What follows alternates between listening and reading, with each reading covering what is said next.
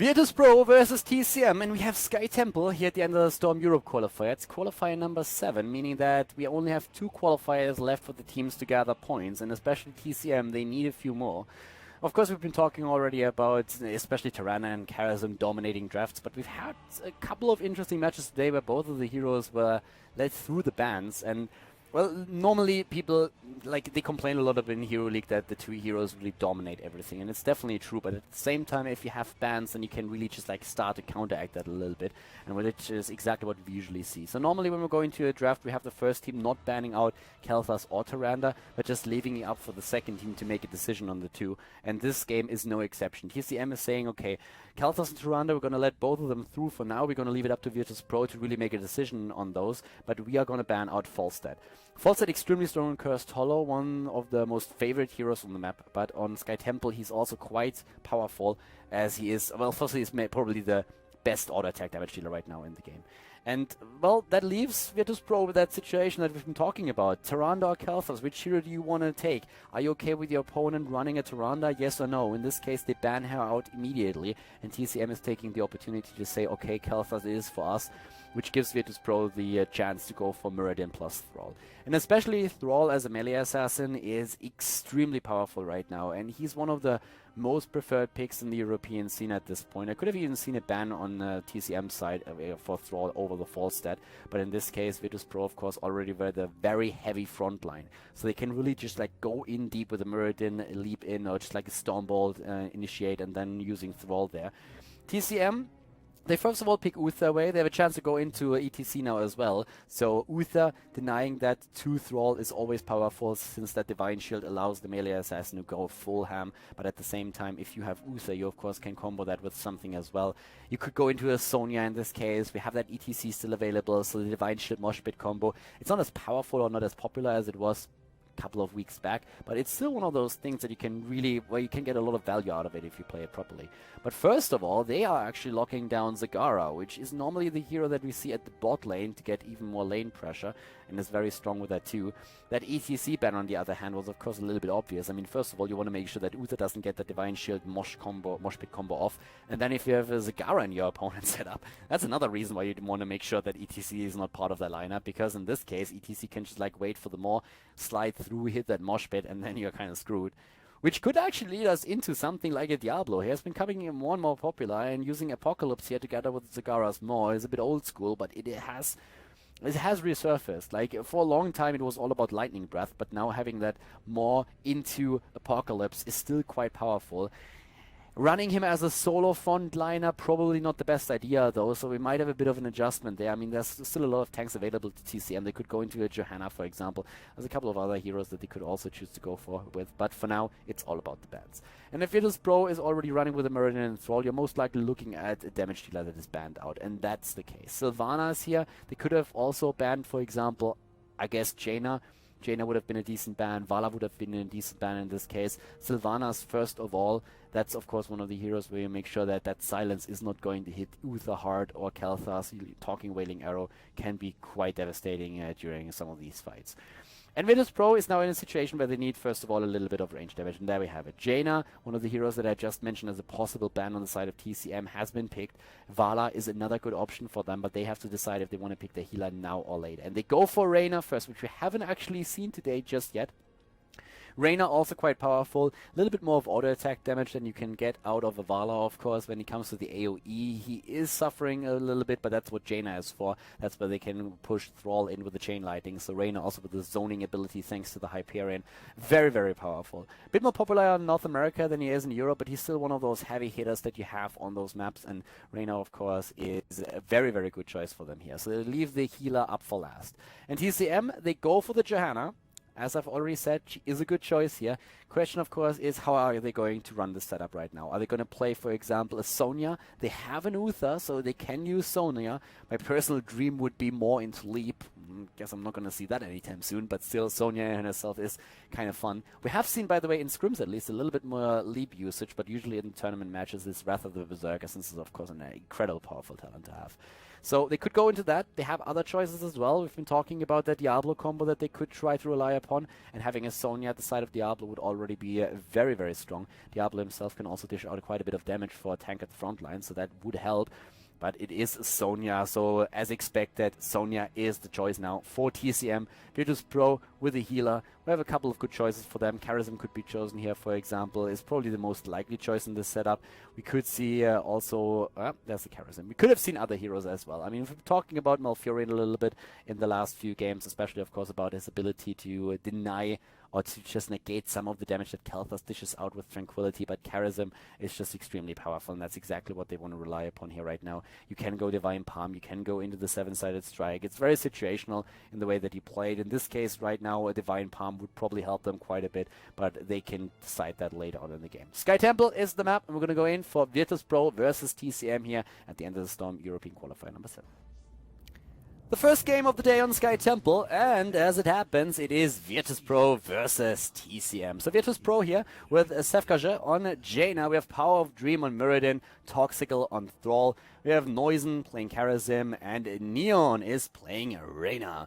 Already a drop here early on in the game, not really a big deal, so we're just going to go through the introductions and I'm going to give Holocarandas a little bit of time to jump back into the game. To the right side of the map, we have Team TCM and Team Cooler Master with Ace of Spades on Uther. We have Remaballer playing Sonya, Devis on Kel'Thas, Holocarandas on Zagara, and Chris Plosion is playing Johanna. So a pretty solid setup here for both of the teams. We're having, again, both of them leaning more towards that single warrior setup. Again, I'm saying it once more, Sonya, for me personally, more a bruiser type tank. She's not really that one guy that you want to have at the front line taking all the damage. She's more of a bruiser, falling into the same category, at least for me personally, like Thrall. So it's that setup that both of the teams are running, where they have one main tank and another one that is supposed, or another frontliner that is supposed to do a bit more damage. That's currently what they're running here.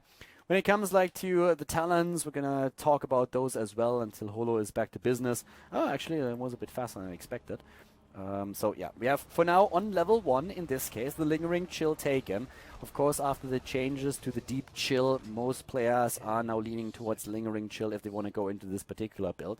We're seeing also with the Reverberation talent taken on level 1 an attempt here by especially Muradin to just like slow down the attacks, especially on Sonya, of course, for the opponent's team. Chain Lightning build, at least thus far, for Thrall, which usually means follow through. We're going to talk about that a bit later, depending on what Toxical is going to do here. And Season Marksman for Reyna, whereas up to the top lane, Zagara is switching things up a little bit. So not at the bot lane, but we have this early burst on one of the towers, and they're nearly able to take it down, but with the rotation happening, they don't want to risk it. Oh, Zagara needs to be careful. Well, good one. Zagara a little bit late with that, and therefore the tower is not dead yet, but we have at least Zagara eliminated. It's not really too bad yet. I mean, they nearly got the tower, but losing now the second hero, that's a different story. Kel'Thas and Zagara down, and that's definitely not the start that TCM was expecting here after going for the tower aggression at the top. Down to the bottom of the map, on the other hand, Toxical was already pushed back, but Remaballer not able to finish the job. So yeah, good start here for Virtus Pro, so they kind of anticipated that. They moved into the mid lane. That gives them the opportunity to react to bursts at the top or the bot lane, and they did exactly that, rotated immediately when they realized what was happening and were able to isolate Zagara and then even get a kill against Kel'Thas. Talking bot lane, that's where Toxical and Remaballer are still having their fight, and so far Remaballer is actually having a bit of a tough time there. We have the 2 temples already announced. Talent-wise, we're seeing a Reconstitution taken, and we're having the Shot of Fury. At the top lane, this is where Holocarantas with the Zagara is currently trying to dominate the lane a bit against Noisen. We shouldn't really have too much trouble there. It's all about the temple, though, on the other hand. And, well, Ace, Devis, and Chris Plosion already moving straight for the first one, and both of the teams actually aiming for the middle at this point. The 2... the 2 damage dealer front. I always want to call them the 2 melee assassins, but Sonya is still classified as a warrior, making the whole thing a little bit awkward. But she's currently at the bot lane, of course, here in that fight. Temple already has been abandoned by the red team. Level 4 hitting a bit faster, thanks to those 2 kills early on for Virtus Pro. And now we are seeing them, of course, with, first of all, Snowstorm, also Chain Lightning talent taken again. Right now, also level 4 talent available to TCM, and in this case, we're having them with Yeah, well, focused attack, Netherwind. We're also seeing Invent Spines. Again, the Laws of Hope. No Eternal Retaliation, which is an option. But having a bit more sustain on Johanna is what they're currently aiming for here. And I suppose that Ether, well, he has two options basically on level 4. Well, two popular ones. Could either go straight for the could straight go for the protective shield, or he can go, of course, for his wave. There's a couple of choices that he can go for if you want to go for the wave of light. But for now, down to the bot lane, still that fight happening. Two of them getting experience here. But in the mid lane, we've seen two of the entire wall basically taken out. And yeah, this is a pretty good opening for Virtus Pro. I'm really liking it. It is Boundless Conviction indeed, so they went straight for the Holy Radiance here. Holy Radiance into potentially Wave of Light then later, so that's normally what you see if that talent has been chosen, unless of course you feel the need to go for Cleanse. In this case, I guess they could go for it. I mean, we have Thrall with a Wolf, we have at the same time then also Mirrodin with the Storm Ball, but I don't think that you necessarily need to go for it. So in this case, I kind of doubt it. Big commitment at the top lane here, as you can see. So Ace of Spades, Devis, and Holo went straight for the fort, and that negated the experience lead that we saw for Virtus Pro. But now the rotation's happening again. Bot lane still pressured by Thrall, who also had that camp taken, and that really helps to destroy the first few towers here. The towers are already out of ammunition, at least the bottom one is. The top one nearly in the same spot, and that would allow them to maybe like get the first few structures out of the picture before the bottom temple is activated, which is always nice. So level 7 talents coming to play. Follow through for Thrall with that Chain Lightning build, not really a surprise. We have a double battle momentum taken for Zagara, and it is Cleanse. They still go for Cleanse. Alright, so they respect that start on Mirrodin and that follow-up damage from Jaina enough to go for Cleanse regardless. So yes, Ace is using that here now. We have Frostbitten already on level 7. Follow through, been talking about it. Echo of Heaven and the Revolution Overdrive for Reyna. But especially talking about Zagara here, with the battle momentum then later on in the game, and at this point already too, if you can get those auto attacks in the cooldown reduction is absolutely fantastic. I mean, what you get out of it is even more Hydralisk, annoying the hell out of your opponents. That's kind of what you're trying to go for. You have already now level 8 versus level 8, so both of the teams at the exact same amount of experience, and the temple is finally now activated. The camp has already been taken at the top lane for TCM, and we're now seeing Virtus Pro with the exact same thing. So they're sending a camp to the top lane, which is going to result in both of these camps kind of negating each other, unless of course the hero stays a bit longer here to burst those down. And Chrisplosion is already using his Night Take spawn, but he's a bit far out there, needs to be careful. Power of Dream, he should still have his Iron Skin up though, and I guess we're gonna see that any second. No, we don't! Apparently it's in cooldown! Has used it earlier, now Johanna is dead. And they go straight for the push up at the top. And the Bruiser camps are there. Rotation from Ace and Devis trying to meet that though. Nice Flame Strike, really well done. Hits 3 heroes, it's quite a bit of damage. Zagara at the bottom lane has now taken position on the temple and is getting the shots in against Toxical. There's also creep spread everywhere. And with all those creep tumors, of course, Holocorantis is having a pretty easy time staying alive and taking it. But against Thrall, it's a bit of a different story. Hydralisk is immediately in play on the other hand. And Holo is now already moving back as Power of Dream, and Noizen and Sefkaja were trying to just moving up from the top to take him down. So for now, we're having, well, still 3 kills on the side of Virtus Pro. TCM hasn't killed a single hero yet, and they had to deal with that camp up at the top. So we have still Kalthos there. Nice, level 10s are there. Thundering, Ring of Frost. Sonya is in trouble, but, oh, the Divine Shield. Just in the last few moments before Sonya dies, level 10 is for the opponent. Now they go in and they get the counter kill. Down goes Thrall. Jaina is low. Sefkaja gets the Divine Palm, gets ignored for a second and then focused again. A double kill for TCM is not only bringing them back to business, but also guaranteeing them a lead in the game now. And they immediately... Are they heading for boss? Nah, I got triggered and were thinking about it for a second, but they moved down to the bot lane instead. Where already one of the siege giant camps is helping them out to put more pressure onto the fort and eliminate the first few structures here in the game. So yeah, so job well done so far at least. Ace of Spades, Ramabola, Holo and Devis are still here, with Johanna already starting to abandon the bot lane and instead moving to the top to soak extra experience. Fort is still eliminated, so yeah, job well done by them. Really well done here actually. So the whole thing started with a big fight up here when we saw Sundering being used and the Ring of Frost as level 10 hit for Virtus Pro. But just in the last few moments before Sonya, the target of Virtus Pro died, we had that level 10 ready for the opponent as well. In this case, of course, TCM with the Divine Shield immediately being used to save Sonya, and then the turnaround happened immediately. I also really like the coordination against the Divine Palm. Divine Palm to save Jaina, but before the Divine Palm was triggered, they just ignored her for a few seconds, and then the turnaround immediately after Divine Palm expired, and therefore they get a double kill. 3 kills against 3 now in total, level 12 versus level 11, and a very solid situation actually for TCM with 2 of the forts already eliminated. Like especially on a map like Sky Temple, of course, it's incredibly important to look at the structural situation in the game. Like the advantage that we have now for TCM is that they already eliminated 2 of the forts and the surrounding structures, and therefore if they get a few more temples, they have a much better position since they will attack the keeps of the opponent a lot earlier with those tower shots, and that's what they're going to try and aim for.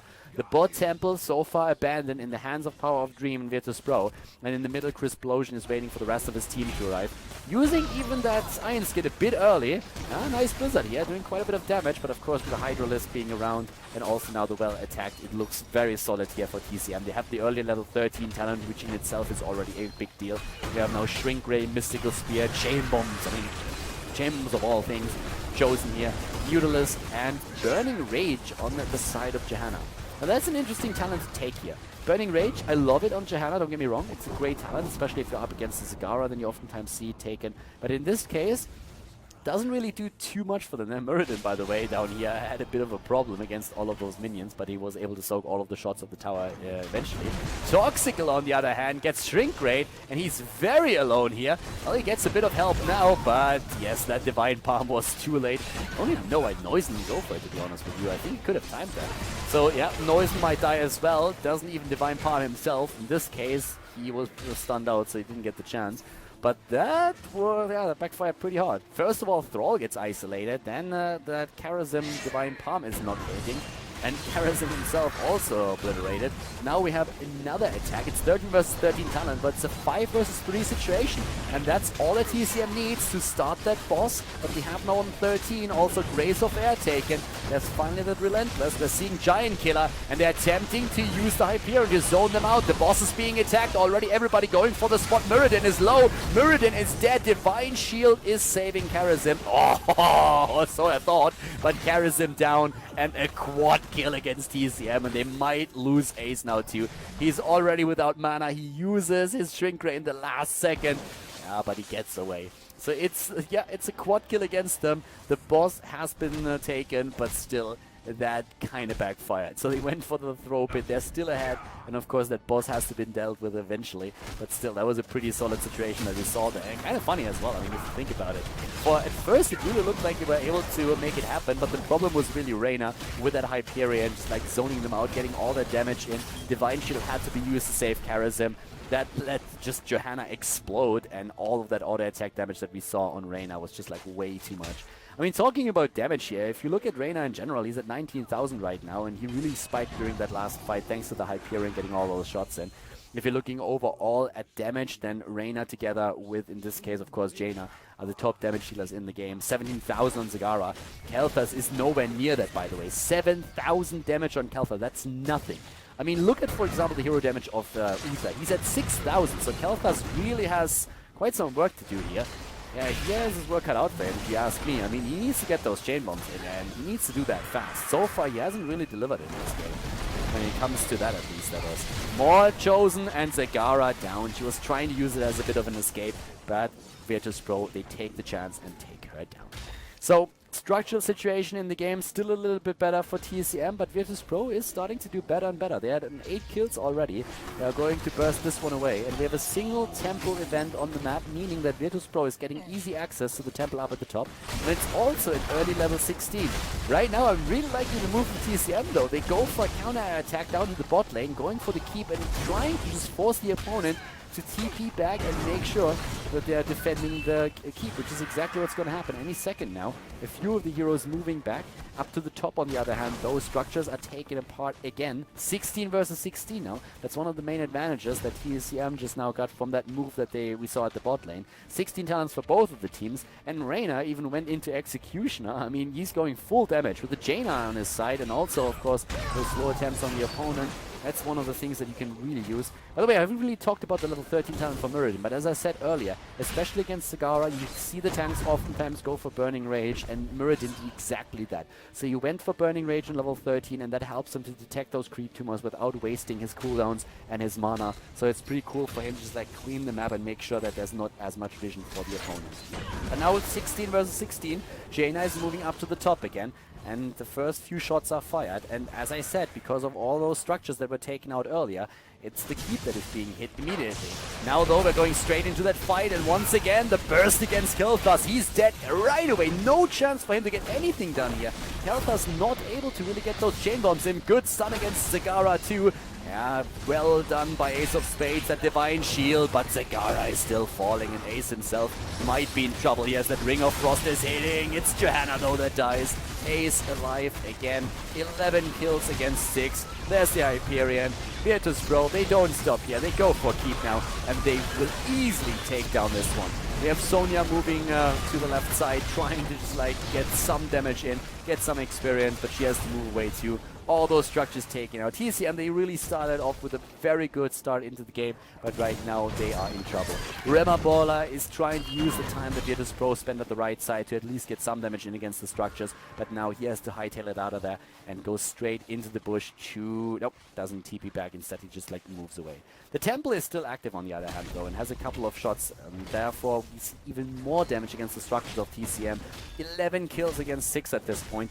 18, nearly level 19 versus 17 now, which means that TCM has to win a team fight very soon at that.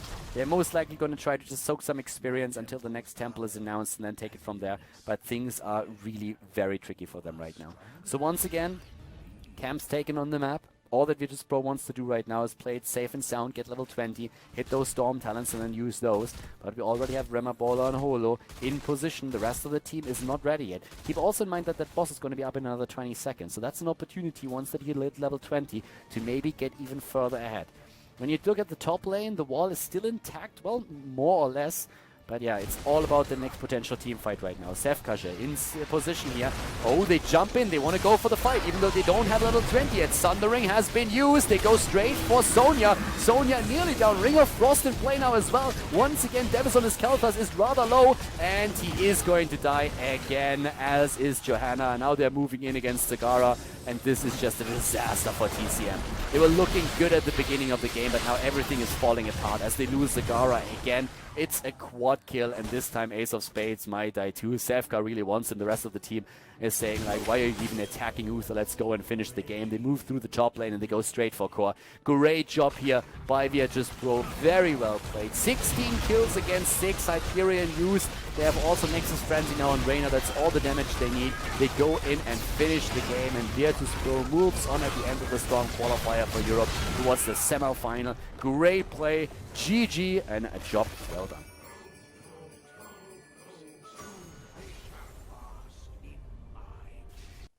Okay, everybody, that's it for the day. We had some really fun games here, and I hope that you enjoyed them and also the commentary. Of course, we're going to have more Heroes of the Storm action on the channel in the near future. So if you enjoy the esports scene in Heroes of the Storm, make sure that you hit that subscribe button on KhaldorTV and also like the video if you haven't done that yet already. There's going to be more European games. We're going to have more North American matches as well. And of course, if you're interested in the Chinese Heroes of the Storm esports scene, I'm going to have more games on the channel as well in the near future as those leagues start again. At the same time, though, if you have friends that are also interested in esports and in Heroes of the Storm, make sure that you forward the channel to them and share it with them. It was a pleasure casting for you today, guys. I hope that you enjoyed, as I already mentioned, and I hope to see you next time for more Heroes of the Storm action here on KhaldorTV. See you guys soon. Have a great day. Bye-bye.